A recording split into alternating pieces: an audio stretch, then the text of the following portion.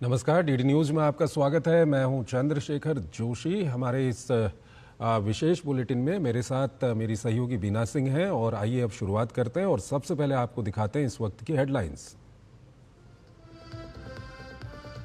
प्रधानमंत्री नरेंद्र मोदी ने उत्तराखंड में 12मासी पर्यटन पर दिया जोर। हर्षिल में एक जनसभा में कहा, हर सीजन में टूरिज्म रहना चाहिए ऑन। मुखवा में मां गंगा का किया दर्शन पूजन।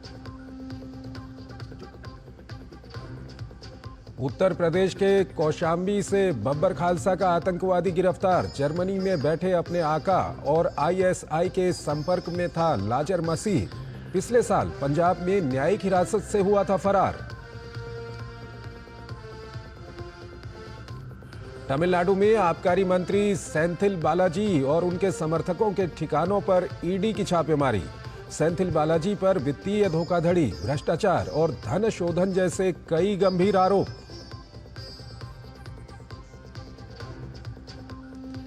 पंजाब में किसानों का विरोध प्रदर्शन जारी। किसान संयुक्त मोर्चा ने कल लुधियाना में बुलाई आपात बैठक। आगे की रणनीति पर होगी चर्चा।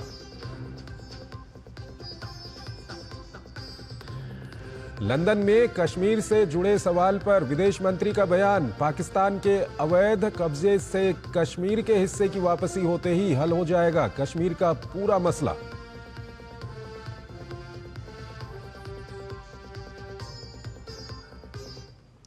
और आइए अब खबरों को विस्तार से देखते हैं। प्रधानमंत्री ने देवभूमि उत्तराखंड के मुखवा की यात्रा की। यह स्थान भागीरथी यानी मां गंगा के शीतकालीन प्रवास के लिए जाना जाता है। प्रधानमंत्री ने मुखवा में विधिपूर्वक पूजा की। उन्होंने कहा कि बीता दशक में डबल इंजन की सरकार ने राज्य में चौतरफा इंफ्रा विकास किया है। अब 365 दिन पर्यटन के लिए उत्तराखंड तैयार है। ऐसे में डेस्टिनेशन वेडिंग, कॉरपोरेट जगत के सेमिनार पूरे साल राज्य में आयोजित किए जा सकते हैं।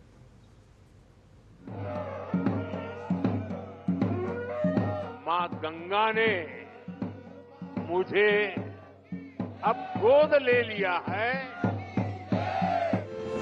अपने इस बच्चे के प्रति उनका स्नेह है कि आज मैं उनके मायके मुखवा गांव आया हूं। यहाँ मुझे मुखी मठ मुखवा में दर्शन पूजन का भी सौभाग्य प्राप्त हुआ है।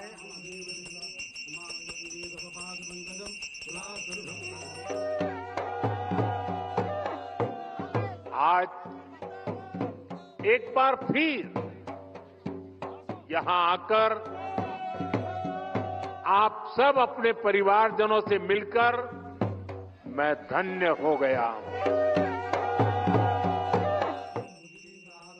भागीरथी यानी मां गंगा के मायके मुखबा में प्रधानमंत्री ने विधिपूर्वक पूजा की। शीतकाल में गंगोत्री धाम के कपाट जब बंद होते हैं तब मुखबा में ही पूजा की जाती है। प्रधानमंत्री ने बताया कि देवभूमि से उनका लगाव भावनात्मक है और बीते 10 साल से उत्तराखंड की तेज प्रगति, व्यापक रोजगार के लिए डबल इंजन की सरकार ने विकास को चौतरफा बढ़ावा दिया है। उन्होंने आह्वान किया कि राज्य के टूरिज्म को डाइवर्सिफाई करना है और 12मासी पर्यटन को बढ़ावा देना है। प्रधानमंत्री ने कॉरपोरेट जगत और डेस्टिनेशन वेडिंग वाले लोगों के लिए उत्तराखंड को एक बेहतर विकल्प बताया। हमारे कॉरपोरेट वर्ल्ड के साथी वे विंटर टूरिज्म का हिस्सा बने। मीटिंग्स करनी हो, कॉन्फ्रेंसेस करनी हो, एग्जीबिशंस करने हो तो विंटर का समय और देवभूमि इससे होनहार कोई जगह नहीं हो सकती है। मैं चाहूंगा कि सर्दियों में डेस्टिनेशन वेडिंग के लिए भी उत्तराखंड को देशवासी प्राथमिकता दें। सीजन कोई भी हो, लेकिन उत्तराखंड में अब सीजन ऑफ नहीं होगा। शीतकालीन सत्र में सीमावर्ती क्षेत्रों में भी पर्यटन विकास को बढ़ावा दिया जाएगा। इसी मकसद से प्रधानमंत्री ने बाइक रैली को रवाना किया। ये रैली जादूंग गांव तक की यात्रा तय करेगी। प्रधानमंत्री ने कहा कि सर्दियों में खाली होम स्टे, होटल एक आर्थिक असंतुलन बना देते हैं, लेकिन अब नए डेस्टिनेशन इसे दूर करेंगे और पर्यटकों को नया अनुभव देंगे। 2014 से पहले 4 धाम यात्रा पर हर साल औसतन 18 लाख यात्री आते थे। अब हर साल लगभग 50 लाख तीर्थ यात्री आने लगे हैं। इस साल के बजट में 50 टूरिस्ट डेस्टिनेशंस को विकसित करने का प्रावधान किया गया है। इन डेस्टिनेशंस पर होटलों को इंफ्रास्ट्रक्चर का दर्जा दिया जाएगा। इससे पर्यटकों के लिए सुविधाएं बढ़ेगी और स्थानीय रोजगार को भी बढ़ावा मिलेगा। प्रधानमंत्री ने एक प्रदर्शनी का अवलोकन किया जिसमें स्थानीय उत्पाद को दर्शाया गया था। प्रधानमंत्री ने कहा कि ऑल वेदर 4 धाम रोड हो या केदारनाथ धाम या हेमकुंड साहिब में बनने वाला रोपवे, ये सभी इंफ्रा विकास पर्यटन को सुगम बना रहे हैं और रोजगार के नए अवसर खोल रहे हैं। मुखबा से उर्मिलेश भट्ट के साथ ब्यूरो रिपोर्ट, डीडी न्यूज। प्रधानमंत्री शुक्रवार को दादरा नगर हवेली और दमन दीव जाएंगे। इस दौरान वो सिलवासा में कई विकास परियोजनाओं की शुरुआत और लोकार्पण करेंगे। प्रधानमंत्री का दौरा कितना खास है, इस पर डीडी न्यूज ने एक्सक्लूसिव बात की दादरा नगर हवेली, दमन दीव और लक्षद्वीप के प्रशासक प्रफुल्ल पटेल के साथ। दादरा नगर हवेली के प्रशासक प्रफुल्ल भाई पटेल जी इस समय हमारे साथ हैं। सर, प्रधानमंत्री आ रहे हैं, इस समय आप नमो हॉस्पिटल में हैं। यहाँ के गरीबों के लिए, यहाँ के आदिवासियों के लिए ये कितनी बड़ी सौगात है? आदरणीय प्रधानमंत्री जी की सोच है नया भारत। नया भारत सिर्फ शब्दों से नहीं होता है, आचरण से होता है। मुझे लगता है कि ये सेंट्रल एयर कंडीशन अस्पताल बहुत कम मतलब कि जिलों में होगा पूरे देश के, वो यहाँ उपलब्ध है। यहाँ पे जो गरीब लोग हैं उनके लिए तो सारी व्यवस्था है। मॉड्यूलर ओटी है और न केवल ऑपरेशन हो सकता है, विशेषज्ञ जो विदेश से जो विदेशों में बैठे हैं वो जुड़ सकते हैं ऑपरेशन के समय, और जो विद्यार्थी हैं वो सीख भी सकते हैं। तो इस तरह का ये कॉम्बिनेशन किस सोच के साथ था? ये आर्टिफिशियल इंटेलिजेंस के साथ की टेक्नोलॉजी के साथ जुड़ा हुआ ये हमारा ओटी है। इस ओटी में रोबोटिक सर्जरी होती है। ये जो सर्जरी हो रही है मेडिकल कॉलेज के बच्चे भी देख सकते हैं, यहाँ के जो स्टाफ है, जो एक्सपर्ट्स लोग हैं वो भी देख सकते हैं। अगर आपको ओपिनियन चाहिए, सेकंड ओपिनियन या तो ड्यूरिंग दी सर्जरी, तो आप किसी भी वर्ल्ड के किसी भी सेंटर पे आप उसके साथ कनेक्ट करके आप उनका ओपिनियन ले सकते हो। तो ये थे हमारे साथ प्रफुल्ल भाई पटेल जो बता रहे थे कि प्रधानमंत्री की इन तमाम योजनाओं ने इस इलाके में कितना बड़ा परिवर्तन किया है।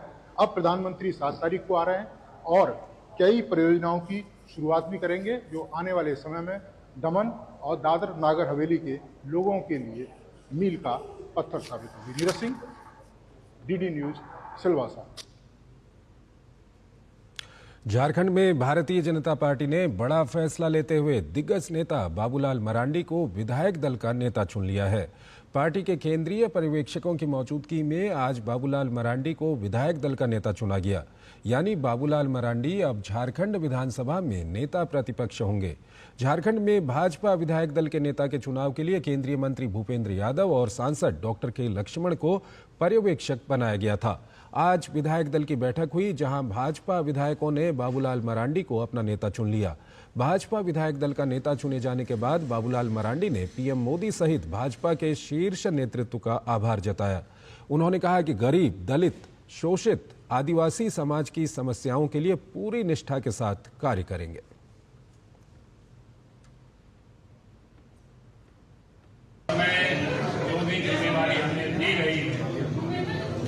मैं अपनी ओर से पूरी तरह से मेहनत करूंगा ताकि विधायकों के साथ, पार्टी के कार्यकर्ता के साथ मिलकर के संगठन को और कैसे मजबूत किया जा सकता है, उस दिशा में 24/7 पूरी समय लगा करके अपनी मेरी जितनी ताकत है, क्षमता है, उस सब का हम उपयोग करेंगे। तेलंगाना में संपन्न हुए एमएलसी चुनाव में 3 सीटों में से 2 सीटों पर भाजपा प्रत्याशियों को ऐतिहासिक जीत मिली। करीमनगर, निजामाबाद, आदिलाबाद, मेंढक एमएलसी ग्रेजुएट क्षेत्र से चिन्नामेल अंजी रेड्डी गारू और एमएलसी टीचर्स क्षेत्र से मलका कोमारैया की जीत हुई है। चिन्नमाइल अंजी रेड्डी को चुनाव रिटर्निंग ऑफिसर और करीमनगर कलेक्टर पामेला सतपथी ने चुनाव का विजयी प्रमाण पत्र दिया। अंजी रेड्डी को दूसरे प्राथमिकता के मतों की गिनती के बाद 5,106 मतों से जीत मिली है। उन्हें कुल 98,637 मत मिले, जबकि उनके प्रतिद्वंद्वी कांग्रेस के नरेंद्र रेड्डी को 93,531 मत प्राप्त हुए। अपनी जीत के बाद मीडिया को दिए एक बयान में अंजी रेड्डी ने एमएलसी के रूप में अपना वेतन छोड़ने की घोषणा की। उन्होंने क्षेत्र में स्कूलों के विकास के लिए धन का योगदान करने का वादा किया।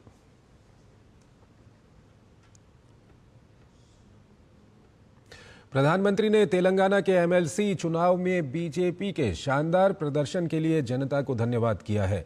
उन्होंने कहा कि एमएलसी चुनाव में अभूतपूर्व समर्थन और आशीर्वाद के लिए तेलंगाना के लोगों को धन्यवाद देता हूं।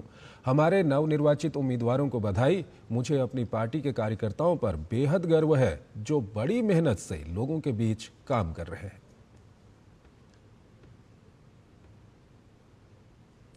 वहीं प्रधानमंत्री नरेंद्र मोदी ने आंध्र प्रदेश में टीडीपी सरकार के एमएलसी प्रत्याशियों के चुनाव जीतने पर बधाई दी है। पीएम मोदी ने अपने सोशल मीडिया हैंडल एक्स पर कहा कि विजयी उम्मीदवारों को बधाई। केंद्र और आंध्र प्रदेश में एनडीए सरकारें राज्य के लोगों की सेवा करती रहेंगी और राज्य की विकास यात्रा को नई ऊंचाइयों पर ले जाएंगी। तेलंगाना में विधान परिषद एमएलसी में भाजपा की जीत से पार्टी काफी उत्साहित है। भाजपा की जीत पर केंद्रीय मंत्री जी किशन रेड्डी ने कहा कि इस चुनाव में भाजपा का जीतना छोटी बात नहीं है। तेलंगाना के लोगों ने भाजपा का समर्थन किया है। आने वाले दिनों में भाजपा लोगों के आशीर्वाद से तेलंगाना में सत्ता में आने के लिए संघर्ष करेगी। चुनाव में भारतीय जनता पार्टी दोनों सीट जीतना, टीचर्स हो ग्रेजुएट्स हो, ये छोटा विषय नहीं है। मुख्यमंत्री स्वयं आकर हेलीकॉप्टर लेके मीटर्स वोटर्स मीटिंग में एड्रेस करना, पूरा मिनिस्टर्स को जिम्मेदार दिया है, एमपीस एमएलएस कारपोरेशन चेयरमैन जिम्मेदार दिया है। बहुत पैसे खर्च करने के बाद भी जो तेलंगाना के जनता आज बीजेपी को आशीर्वाद दिया है, मेरा दृष्टिकोण से ये दूसरा टाइम तेलंगाना का जनता हम बीजेपी के साथ है, हम नरेंद्र मोदी जी के साथ है, ऐसा तेलंगाना जनता बताए। इसीलिए भारतीय जनता पार्टी तेलंगाना में आने वाले दिन में पूरा शक्ति लगाकर सत्ता में आने के लिए, तेलंगाना जनता से आशीर्वाद लेने के लिए पूरा प्रयास करेंगे। तमिलनाडु भाजपा ने राष्ट्रीय शिक्षा नीति की 3 भाषा नीति के समर्थन में अपना हस्ताक्षर अभियान शुरू किया। अभियान में भाजपा के प्रदेश अध्यक्ष के अन्नामलाई, पार्टी नेता तमिलिसाई सुंदरराजन और अन्य नेताओं ने भाग लिया। तमिलिसाई सुंदरराजन ने 3 भाषा नीति के लिए राज्य के विरोध पर सवाल उठाते हुए कहा कि एक अतिरिक्त भाषा सीखने से छात्रों के लिए बेहतर नौकरी और शिक्षा के अवसर खुल सकते हैं। उन्होंने आगे जोर देकर कहा कि भाजपा चाहती है कि सभी छात्रों के लिए समान अवसर सुनिश्चित करने के लिए एनईपी को केंद्रीय बोर्ड, राज्य बोर्ड और सरकारी स्कूल परीक्षाओं में समान रूप से लागू किया जाए। इस बीच अन्नामलाई ने दावा किया है कि तेलंगाना और पुडुचेरी की पूर्व राज्यपाल तमिलिसाई सुंदरराजन को तमिलनाडु पुलिस ने गिरफ्तार कर लिया है, जो चेन्नई में राष्ट्रीय शिक्षा नीति के समर्थन में हस्ताक्षर अभियान का नेतृत्व कर रही थी। अन्नामलाई ने कहा है कि जनता द्रमुक के नाटक को समझने लगी है और त्रिभाषी नीति के लिए भारी समर्थन देख रही है और मुख्यमंत्री एमके स्टालिन डर से कांप रहे हैं। परिणाम स्वरूप लोकतांत्रिक हस्ताक्षर आंदोलन को रोकने के लिए भाजपा नेताओं को गिरफ्तार किया जा रहा है। तमिलनाडु भाजपा इस गिरफ्तारी के बाद डर से पीछे नहीं हटेगी। हम तमिलनाडु के हर घर में जाएंगे।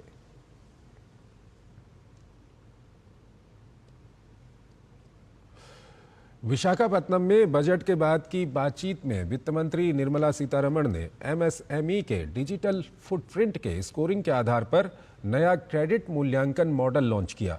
केंद्रीय बजट 2024-25 में ये घोषणा की गई थी कि सार्वजनिक क्षेत्र के बैंक पीएसबी बाहरी मूल्यांकन पर निर्भर रहने के बजाय ऋण के लिए एमएसएमई का आकलन करने के लिए अपनी घरेलू क्षमता का निर्माण करेंगे। पीएसबी अर्थव्यवस्था में एमएसएमई के डिजिटल पद चिन्हों के स्कोरिंग के आधार पर एक नया क्रेडिट मूल्यांकन मॉडल विकसित करेंगे। The interest of all our exporters is well documented with the Commerce Ministry, and so we'll have to see how the ministry is taking up the negotiation there. All of us are constantly giving information and sharing inputs to protect the interest of Indian exporters. So that much I can say now, but let's see what comes out of the negotiations. Pakistan की ISI से कथित संबंध रखने वाले Babbar Khalsa international BKI और ISI module के सक्रिय आतंकवादी को उत्तर प्रदेश एसटीएफ और पंजाब पुलिस के संयुक्त अभियान में गिरफ्तार किया है। आतंकी लाजर मसीह को यूपी के कौशाम्बी जिले से आज तड़के गिरफ्तार किया है। गिरफ्तार आतंकवादी बब्बर खालसा इंटरनेशनल के जर्मनी स्थित मॉड्यूल के प्रमुख स्वर्ण सिंह उर्फ जीवन फौजी के लिए काम करता है और पाकिस्तान स्थित आईएसआई के गुर्गों के साथ सीधे संपर्क में है। यूपी एसटीएफ ने आतंकवादी से कुछ विस्फोटक सामग्री और अवैध हथियार बरामद करने में सफलता पाई है। अधिकारी ने बताया कि जब्त किए गए सामान में 3 हथगोले, 2 सक्रिय डेटोनेटर, 1 विदेशी पिस्टल और 13 विदेशी कारतूस शामिल हैं। इसके अलावा उसके पास से एक सफेद रंग का विस्फोटक पाउडर, गाजियाबाद के पते वाला एक आधार कार्ड, बिना सिम कार्ड वाला एक मोबाइल फोन भी बरामद किया गया है। यह आतंकवादी 24 सितंबर 2024 को पंजाब में न्यायिक हिरासत से भाग गया था।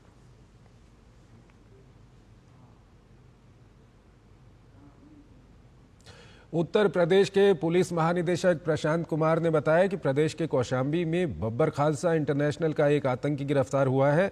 उसकी पहचान लाजर मसीह के रूप में हुई है। यूपी एसटीएफ और पंजाब पुलिस ने गुरुवार सुबह छापेमारी कर लाजर मसीह को गिरफ्तार किया। एसटीएफ को उसके पास से 3 हैंड ग्रेनेड, 2 डेटोनेटर, 1 विदेशी पिस्टल और 13 कारतूस मिले हैं। इसके अलावा गाजियाबाद के पते वाला आधार कार्ड और बिना सिम कार्ड का एक मोबाइल फोन भी बरामद हुआ है। ये कार्रवाई उत्तर प्रदेश पुलिस की एसटीएफ तथा पंजाब पुलिस के द्वारा ज्वाइंट ऑपरेशन में की गई है। बब्बर खालसा इंटरनेशनल एवं आईएसआई के मॉड्यूल का सक्रिय आतंकवादी लजर मसीह को कौशाम्बी से गिरफ्तार किया गया है। जो बरामदगी हुई है उसमें 3 सक्रिय हैंड ग्रेनेड, 2 अदद सक्रिय डेटोनेटर, 1 विदेशी पिस्टल जो कि यूएसएसआर की बनी हुई है तथा 1 फर्जी पते पर बनाया हुआ आधार कार्ड। ग्रेटर नोएडा वेस्ट में आम्रपाली ड्रीम वैली के सैकड़ों फ्लैट खरीदार अपने घर के इंतजार में सालों से परेशान रहे और वक्त से पोजीशन न मिलने के कारण ईएमआई और किराए की दोहरी मार झेलते रहे। पर सुप्रीम कोर्ट ने फ्लैट खरीदारों के पक्ष में ऐतिहासिक फैसला दिया और आर वेंकट रमानी को कोर्ट रिसीवर नियुक्त किया। इसके बाद एनबीसीसी के प्रयासों ने हजारों की संख्या में फंसे फ्लैट खरीदारों के चेहरे पर मुस्कान बिखेर दी है। पेश है हमारे संवाददाता कुमार आलोक की ये खास रिपोर्ट।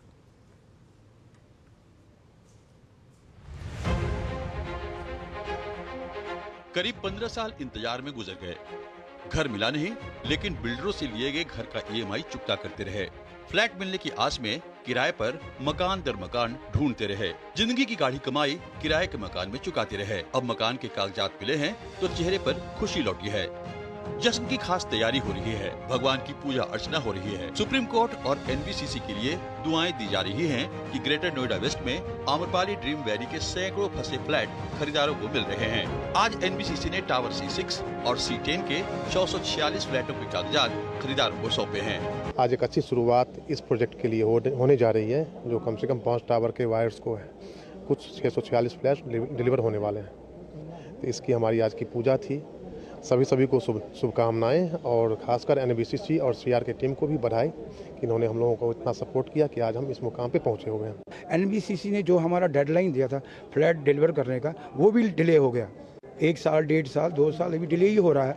तो हमें अगर हमारा डिले हुआ पेमेंट तो हमें उन्होंने लेट पेमेंट लगा दिया, तो हमारा भी लेट पेनल्टी मिल जाए तो ये बराबर हो जाएगा हमारा। जितना अगर लोगों के 2-2 लाख रुपए इन्होंने इंटरेस्ट लगाया है, वो कहाँ से लाएंगे इस मुसीबत में।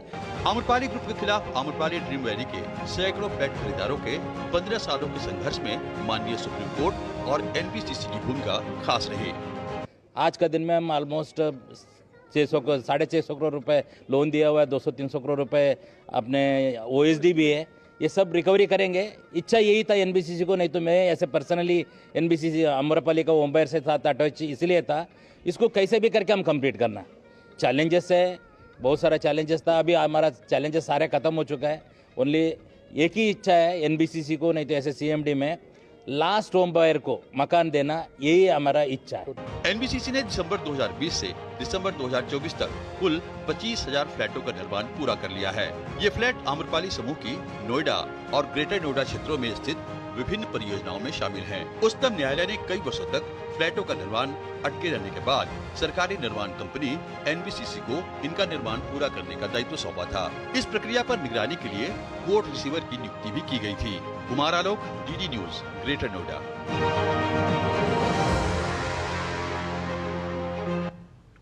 स्पेशल ओलंपिक विश्व शीतकालीन खेल इटली में आयोजित होने हैं और इन खेलों को लेकर भारतीय दल अपनी तैयारी को पूर्ण मान रहा है। स्पेशल ओलंपिक भारत के अध्यक्ष मल्लिका नड्डा के मुताबिक ये खेल स्पेशल एथलीटों को न सिर्फ एक नई दिशा प्रदान करेंगे बल्कि उनके करियर को भी नया रूप देंगे। स्पेशल ओलंपिक भारत के अध्यक्ष मल्लिका नड्डा से खास बात की हमारे संवाददाता गौरव कुमार ने। इस वक्त हमारे साथ स्पेशल ओलंपिक भारत की अध्यक्ष मल्लिका नड्डा हैं और सीधे उनसे जानते हैं कि वो किस तरह से देख रही हैं special Olympic world winter games को लेकर के भारतीय दल की तैयारी को। मैम, शुरू होने वाला है वो special Olympic world winter games, किस तरह से देखती हैं भारतीय दल की तैयारी को और साथ ही साथ कितना मजबूत है इस बार हमारा जो भारतीय दल है? 49 का कंटिंजेंट तैयार है जिसमें 30 एथलीट्स और 19 कोचेज़ हैं जो इस गेम्स में भाग लेने के लिए आगे जा रहे हैं।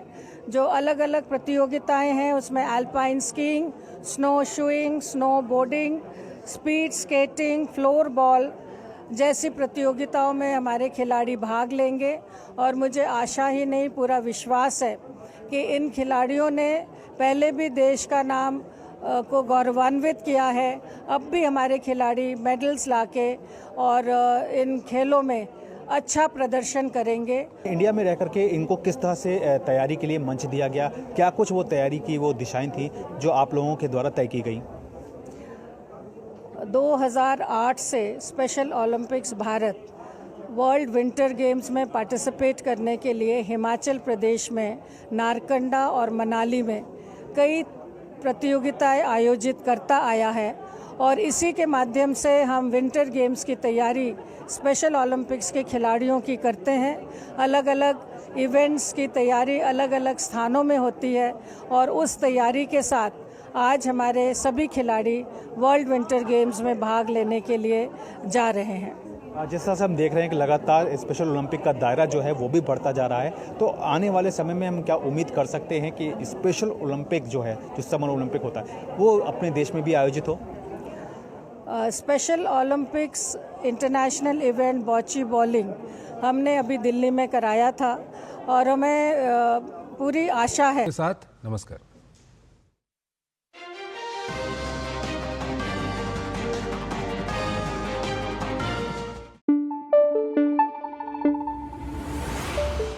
Thank you.